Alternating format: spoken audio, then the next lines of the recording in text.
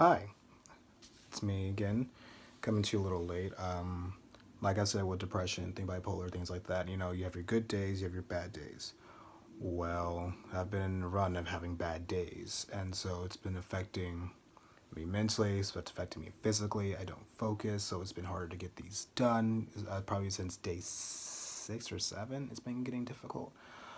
Um, I've been sleeping a lot more since I haven't had much of an appetite. There's always that issue. So I don't think I've really eaten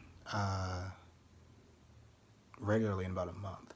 Just don't have desire to eat. And it's weird, because I look at these videos and then I get angry about things I left out with addiction and things I left out with depression and so on and so forth. Like, damn, I just had so much more. And then you just kind of under your own river of regret. And, then rejection and things like that just take effect. And it diminishes you a little bit. But this is part of the learning process. And so here I am, day 10. Ironically enough, it's also 10% happier day because we talk about meditation.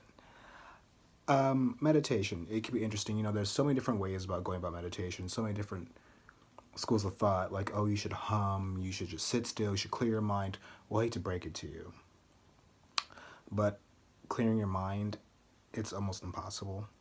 So we need to set our expectations a little differently, a little more accordingly. Also, a lot of people who meditate or pick up meditation are told you need to do it for 20 minutes a day, every day, blah, blah, blah, blah, blah.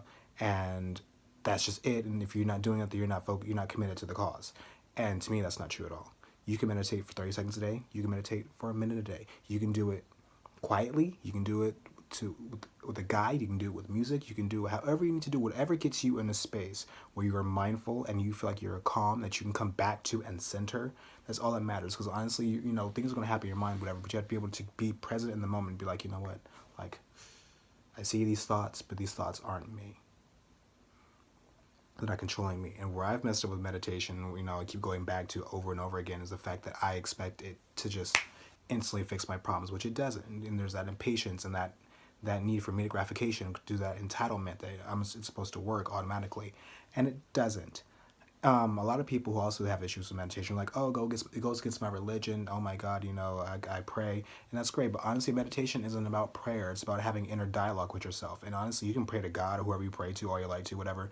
But it's not having that inner dialogue with yourself. You're talking to another external being, and if you're going to be stronger in your faith or stronger in whatever, you need to be strong in yourself first. So meditation is a totally religious neutral thing. It goes through all trains of thought, all religions, all schools of thought. Anybody can do it.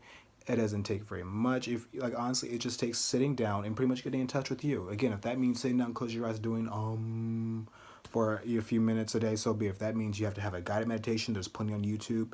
You can do that for various things. There's some for positivity. There's some for mindfulness. There are some for anything that you need to find for peace. But it just makes you happier. And how I come up with 10% happier is there's actually an app called 10% Happier. And they do walk through the guide, and like how happiness, if you can just make yourself 10% happier, you'll be okay. Again, we're getting to the point for me where I just want to be happy. Is just a subjective, abstract thought. But if you're putting yourself in a position where your mindset can be elevated, go for it.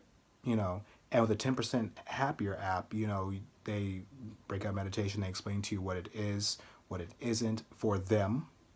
And how basically they're not looking to solve all your problems in one go. The idea is just to get a little happier. Because honestly, 10% happier, in taking it piecemeal by piecemeal, is a lot better than just saying, I'm going to start here and sad and I expect to be 100% this go round, whatever.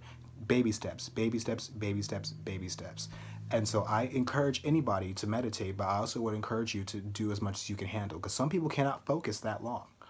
Like I remember watching Leo Gura, who has a wonderful post videos on actualize.org, which are also on YouTube. And he's like, but you have to meditate every day for 20 minutes, and I do it, and blah, blah, blah. And I'm like, well, boo-boo kitty, I'm not you. Okay? Meditation for 20 minutes does not work for me because I don't have that kind of mental capacity yet. So if it means you can only do it for 30 minutes of focus, fine. If you do it for 30 seconds of focus, fine. If you can do it for a minute, fine. But it does help, and I do recommend it to everybody. And I just want everybody to get in touch with that inner dialogue. Everybody, find what works for you within the realm of meditation, because honestly, there's no wrong way of doing it. No matter what these people say in these videos and on these posts, etc., etc., etc., there is no wrong way to meditate. You can even do it you can even do it talking to yourself. As long as you find a place where you are calm and you are centered, that's all that really matters. And again, it may take you 20 minutes a day to find it, it may take you 20 seconds a day to find it. That's up to you. But I always recommend give it a shot. It won't conflict with religion. And honestly, if we're focusing on trying to get to that place where we can just be and not be sad or angry or this or that, whatever, all these other emotions, and we can be more complete in ourselves, then what do you have to lose? Give it a shot. Worst case scenario. For those of you that pray, if that works for you, then by all means keep praying. If that be that, the Buddhist way or the Christian way or Zoroastrianism or, in Muslim, whatever you got to do, like to get you to that space, by all means go for it. And I do think that, taking it piece by piece, little by little, it would be beneficial for you. So give it a shot, see what happens. Again, when you meditate, I just tell people all the time, make sure you're in a place where you won't be interrupted and where it's going to be quiet. And there's going to be no distractions. And probably it'd be better for you to do it earlier in the day and at night. But if you can't, just find a place that you can be and just get it done and sit. Because honestly, a lot of meditation you're going to be uncomfortable with, because honestly it's dealing with things that you forgot even existed and that you probably have forgot. So you're going to have to be really uncomfortable for a little bit, unfortunately, if you are meditating for deeper meaning. And that's what I'm going to leave you with. So get into it. Let's become 10% happier. Whatever happy looks like. Let's try it. See what happens.